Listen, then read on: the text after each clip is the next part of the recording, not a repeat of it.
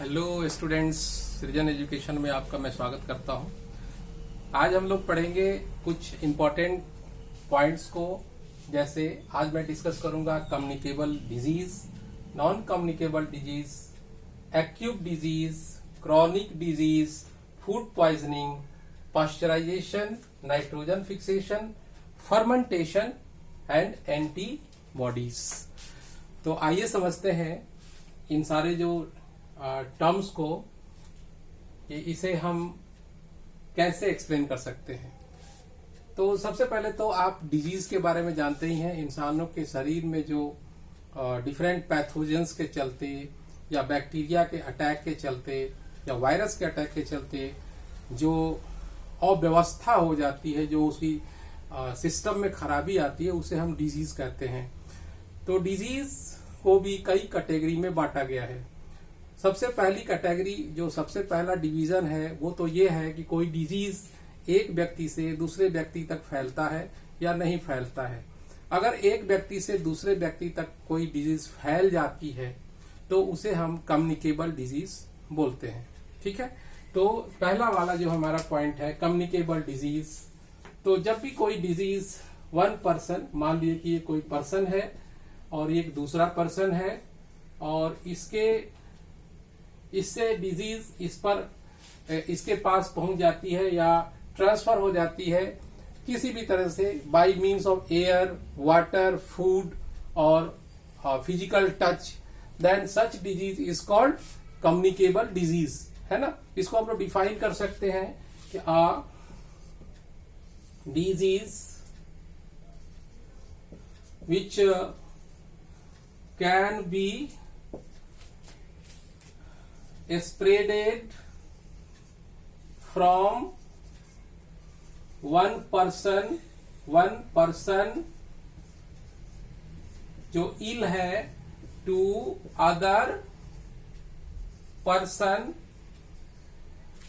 by mode of air, water, food और physical touch. तो इन्हें हम क्या बोलते हैं? इन्हें बोलते हैं कम्युनिकेबल डिजीज। आप कम्युनिकेबल डिजीज के बहुत सारे एग्जाम्पल देख सकते हैं, जैसे कि अगर मैं फ्लू, उसके बाद कोल्ड, उसके अलावा आप इवन अभी जो कोविड चल रहा है, ये भी एक कम्युनिकेबल डिजीज ही माना जाएगा। तो कोविड, टीबी एक बहुत ही खतरनाक कम्युनिकेबल डिजीज में से माना जाता है। किसी जमाने में ऐसा होता था कि टीबी हो जाने के बाद इंसान को बचाना मुश्किल हो जाता था, क्योंकि टीबी से भी इंसान के जो फेफड़े होते हैं वो काफी डैमेज हो जाते हैं और धीरे धीरे इंसान जो है वो मर जाता है। और टीबी होने का मुख्य कारण जो होता है बैक्टीरिया होता है। और अभी जिस बीमारी से हम पूरा विश्व परेशान है वो है कोरोना वायरस, यानी कि कोविड। तो कोविड जो है वो वायरस के चलते होता है। उसी तरह से फ्लू भी वायरस के चलते होता है। कॉमन कोल्ड, ये भी वायरस के चलते होते हैं। लेकिन डिफरेंस यही है कि फ्लू एंड कोल्ड के बारे में हमारा बॉडी पहले से जानता था, इसलिए इसमें कोई ऐसी बात नहीं होती है कि इंसान इस दुनिया से ही चला जाए। बस ये है कि कुछ दिनों तक अफेक्टेड होता था, उसके बाद दवाएं खाइए, उसके बाद ठीक हो जाएंगे। लेकिन इसके बारे में आगे भी चर्चा करेंगे। लेकिन बेसिक क्या है कि कोविड जो 19 है, इसने इतना परेशान इंसानों को इसलिए किया क्योंकि इसके बारे में हमारे बॉडी के इम्यून सिस्टम को बिल्कुल जानकारी नहीं थी। ठीक है, तो इस तरीके से अब जो भी है, इसके वायरस में जो भी डिफरेंस है वो तो आपको धीरे धीरे अभी रिसर्च ही चल रहा है।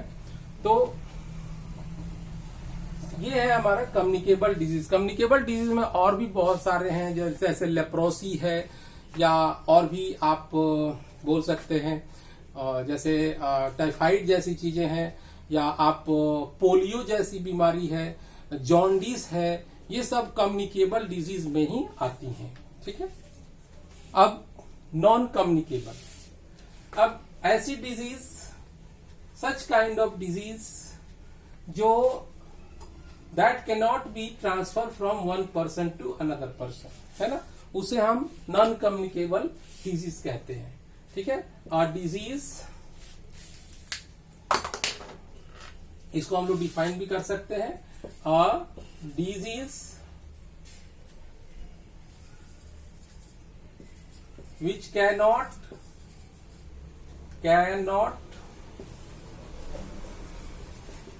be transferred from one person to another person by air, water, food और फिजिकल टच। तो ऐसे डिजीज को हम नॉन कम्युनिकेबल डिजीज बोलते हैं, और इससे एक इंसान को दूसरे इंसान से कोई खतरा नहीं होता। उसके संपर्क में आने से किसी भी इंसान को वो बीमारी नहीं हो सकती, उसे हम नॉन कम्युनिकेबल डिजीज बोलते हैं। इसमें बहुत सारे डिजीज हैं, जैसे कैंसर की बात करें, कैंसर बहुत खतरनाक बीमारी होती है, लेकिन ये किसी के छूने से या हवा से नहीं होती है। उसके अलावा और भी बहुत सारी बीमारियां हैं, जैसे लीवर की बीमारियां हैं, हार्ट प्रॉब्लम है, हार्ट डिजीजेस etc। तो इसमें कोई खतरा कम्युनिकेशन का नहीं होता है, तो एक इंसान से दूसरे इंसान को ये फैल नहीं सकता, इसलिए इसे हम कहते हैं नॉन कम्युनिकेबल डिजीज। अब अगला जो है वो है एक्यूट डिजीज। एक्यूट डिजीज बीमारियों को और भी कैटेगरी में बांटा गया है। एक एक्यूट डिजीज होता है और एक होता है क्रॉनिक डिजीज। एक्यूट डिजीज वो डिजीज होते हैं जो शॉर्ट टर्म में डेवलप होते हैं और कुछ दिनों में ठीक हो जाते हैं। ठीक है, तो acute disease, these diseases develop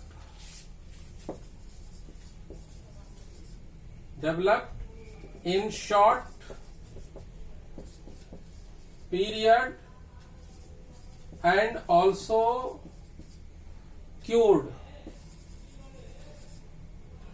immediately in short span of time।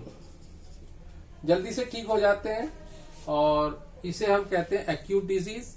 अब एक्यूट डिजीज में कम्युनिकेबल डिजीज हो सकता है, ऐसा नहीं है कि एक्यूट डिजीज कम्युनिकेबल नहीं होंगे, एक्यूट डिजीज कम्युनिकेबल भी हो सकते हैं। अब देखिए क्रॉनिक डिजीज। क्रॉनिक डिजीज ऐसे डिजीज होते हैं जो काफी लंबे समय के बाद डेवलप होते हैं, यानी कि इंसान अगर इग्नोर कर रहा है तो उसको एक बहुत बड़ी सी बीमारी हो जाती है, जैसे हार्ट प्रॉब्लम है या लीवर का प्रॉब्लम है या कैंसर है। ये सारे क्रॉनिक डिजीज में ही आते हैं। These diseases developed in long term and very dangerous for human life। जैसे फॉर एग्जाम्पल में दे सकते हैं कैंसर और लीवर की बीमारी या किडनी फेल्योर,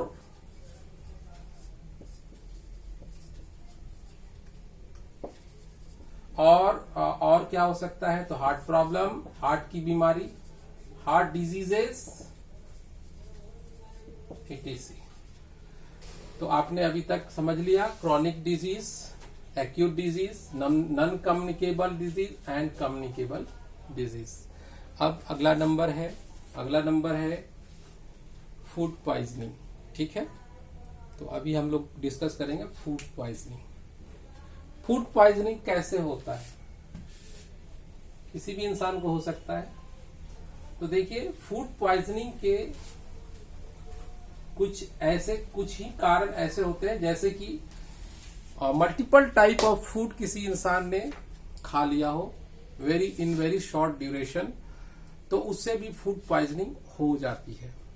उसके अलावा अगर फूड किसी तरह से स्पॉइल है, यानी उसके ऊपर किसी मक्खी ने मक्खी बैठ गई हो, या कोई बैक्टीरिया वायरस का उसके ऊपर छोड़ दिया हो या प्रभाव हो, या स्पॉइल हो गया हो, मतलब इसका मतलब यही होता है स्पॉइल हो जाना।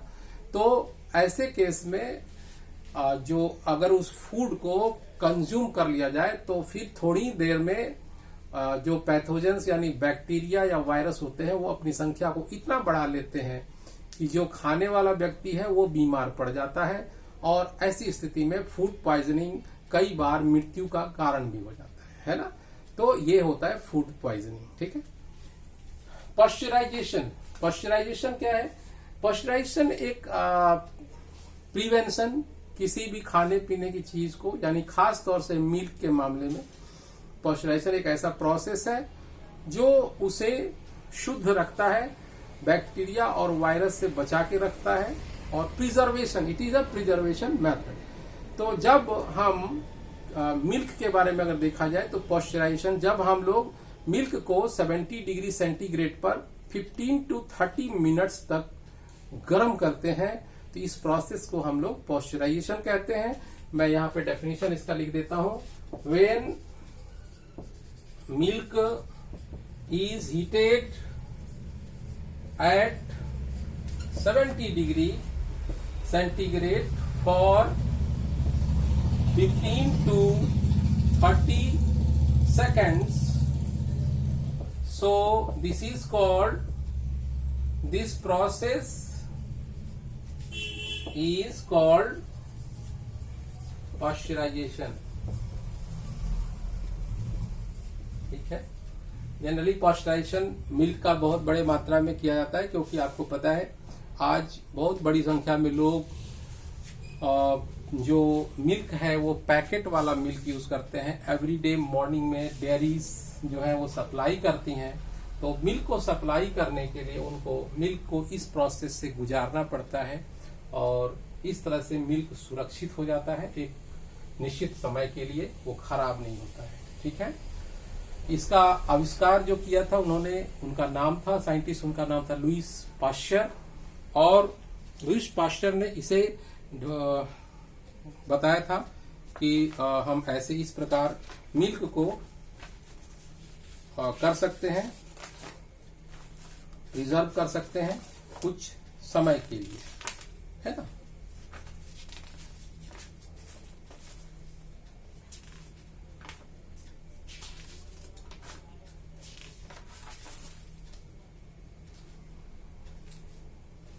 अब अगला जो टॉपिक है आपका, अगला जो पॉइंट है वो है नाइट्रोजन फिक्सेशन। नाइट्रोजन फिक्सेशन एक ऐसा प्रोसेस है जिसमें बैक्टीरिया या नाइट्रोजन को एटमॉस्फेयर से एब्जॉर्ब करके मिट्टी में मिला दिया जाता है, यानी कि मिट्टी में मिक्स किया जाता है। खास तौर से सबसे बड़ी मात्रा में नाइट्रोजन फिक्सेशन का काम कौन करते हैं? जो लेगुमिनस प्लांट होते हैं, जो दलहन होता है, दलहन के पौधों की जड़ों में एक बैक्टीरिया होता है, उसका नाम है राइजोबियम बैक्टीरिया। राइजोबियम बैक्टीरिया क्या करता है कि एटमॉस्फेयर से नाइट्रोजन एब्जॉर्ब करता है और उसको मिक्स कर देता है मिट्टी में। इसके अलावा नाइट्रोजन फिक्सेशन लाइटनिंग के भी दौरान होती है, उसमें भी अपने आप एटमॉस्फेरिक एक नेचुरल प्रोसेस से नाइट्रोजन फिक्सेशन हो जाती है। उसके अलावा नाइट्रोजन फिक्सेशन का तीसरा जो प्रोसेस है वो इंडस्ट्रीज में भी लेबोरेटरी मेथड बोल सकते हैं, या अपने तरीके से मैनमेड मेथड से भी होता है। ठीक है। उसके अलावा फर्मेंटेशन। फर्मेंटेशन क्या है? Fermentation is a process of conversion of sugar into alcohol, यानी कि चीनी को अल्कोहल में बदलने के लिए जिस प्रोसेस को यूज किया जाता है उस प्रोसेस को हम कहते हैं फर्मेंटेशन। ठीक है। इसमें फर्मेंटेशन में यीस्ट नाम का बैक्टीरिया सबसे इंपॉर्टेंट रोल निभाता है, और वो किसी भी शुगर को, जैसे शुगर केन और गन्ने का रस है उसका फर्मेंटेशन हो सकता है, चीनी पानी का भी फर्मेंटेशन हो सकता है, और वो अल्कोहल में कन्वर्ट हो जाता है। तो this process is called fermentation, है ना। उसके अलावा एंटीबॉडीज क्या होते हैं? एंटीबॉडीज हमारे शरीर में जब कोई बाहरी अटैक होता है पैथोजेंस का, तो हमारा बॉडी भी उसके अगेंस्ट एंटीबॉडीज प्रोड्यूस करता है, जो उसके साथ फाइट करते हैं और हमारे बॉडी को प्रोटेक्ट करते हैं। तो इन्हें क्या कहते हैं? हम कहते हैं इन्हें antibodies. These antibodies kills outsider germs and protect our body from various kind of disease. तो इस प्रकार से आज हमने इतने टॉपिक्स पे चर्चा की। आई होप कि आपको समझ में आया होगा। आप इसे लिख भी लें अगर आप कुछ छूटा हुआ है तो आज के लिए इतना ही। बहुत बहुत धन्यवाद हमारे क्लास में ज्वाइन करने के लिए। बहुत बहुत धन्यवाद। Thank you. बाय।